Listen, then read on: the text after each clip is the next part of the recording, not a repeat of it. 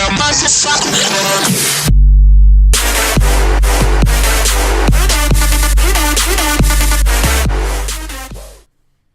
retro games and collectors, and welcome to my opinions and thoughts on the Elgato HD60.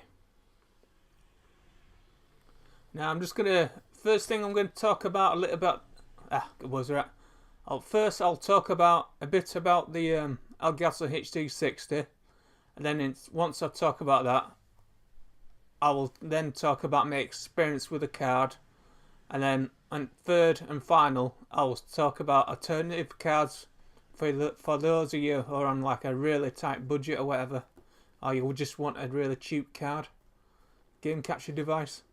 So I'm gonna just read some off the. I'm gonna read some features from the Elgato. It says it is stunning 1080p, recording stunning 1080p at 60 FPS, and it says advanced H.264 hardware encoding, and also lag-free HDMI pass-through to TV. So basically, what they're saying is you can actually play the game. There's no lag between actually sit on the software and then on your TV or your monitor. And it also says unlimited capture right to your PC or your Mac. Flashback recording, which basically, even if you don't press the record, there's like a little feature that records up to, I can't remember now, how so many minutes. It just basically stores it. Temporary, just temporary though.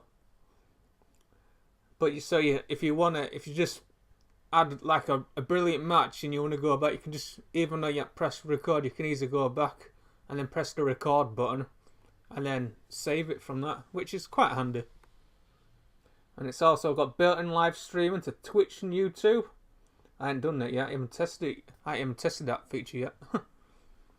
There's also stream command, add webcam and overlays, and built-in live commentary. I have used that for some of the videos what I've just recorded on my my fighting games, which will be coming up on my channel. Now, my experience with this, the picture quality is absolutely stunning, absolutely brilliant. Now, if you're going to use old consoles, you're going to have to get like an adapter for it to work. Unlike, other devices which will have component cable which you can like hook it up, you've got to buy like the adapters and that. So you've got to take that into consideration before you're buying this card. And also, it says it's lag free. Well, I find from a TV to the monitor there's like I'd say between a 2 and 3 second delay. So you can't play it delay just on the software. You can't play it delay because there's like a 2, especially in fighting games. Because you can't have like a 2 or 3 second delay. But it records perfectly.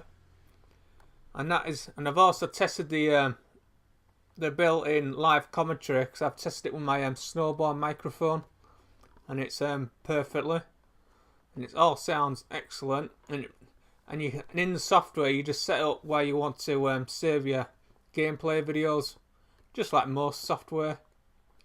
So that is with this, and also that's the device. Oh, I've got it upside down. Now, just a quick note: when you hook it up, you turn it on. There's lights in here that goes white, and then when you turn your console on, it goes red. So you know it's on. And there's your HDMI output, and that's your input HDMI, and that's your your power mini to USB, and that goes into your computer. Now, and I think it's a really good card. Now, the third, I'm going to suggest 3 cards, which I've actually made a note down here. And that is, just move this over here. That's the Roxio Game Catcher HD Pro. Now, I've had a history with Roxio. I used to have the normal Roxio Game Catcher, which used to record in 480, and then as soon as you output it, it would upscale it to 720 HD.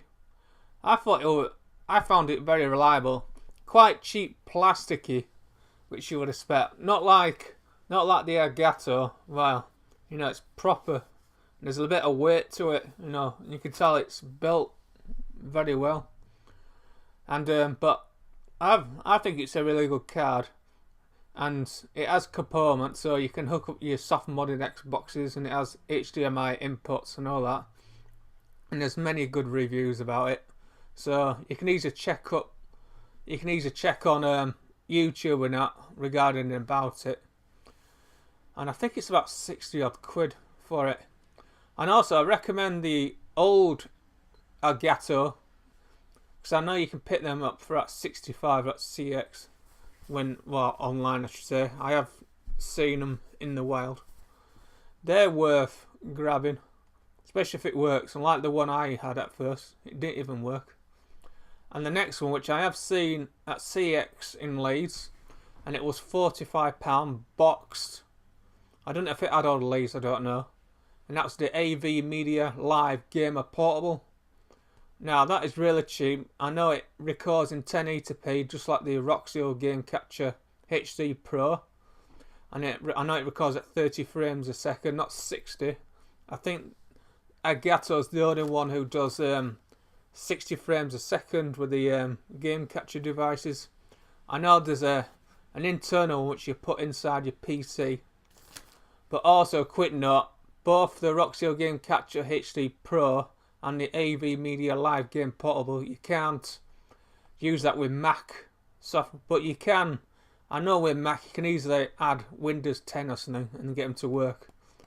So, because I've set it up like a virtual machine, so I know, and you can easily get Windows 10 legally for free. So I don't worry too much about it. And yeah, and also I definitely recommend either one of them. I know the AV Media Game Portable, especially at 45 quid, and if it's got all the leads, that's very cheap, and especially if it works as well. So yeah, and I understand with the AV Media Live Game Portable, I know you can record from an SD card without even hooking up to your computer, but it'll only record up to 720, and the picture quality, what I've seen, is not quite as good. They tell you it's better to keep it up to your computer, so you get the full 1080p. So, and I've understand what I've seen, it looks just as good as my Elgato. So that's all I've got to say in this. I know it's not massively long, but I hope you enjoyed it, and I will be doing my opinions and thoughts on my Snowball microphone, so stay tuned for that, and I will see you later. Don't forget, you're never too old to game. Keep on pumping those sexy muscles. Hell yeah.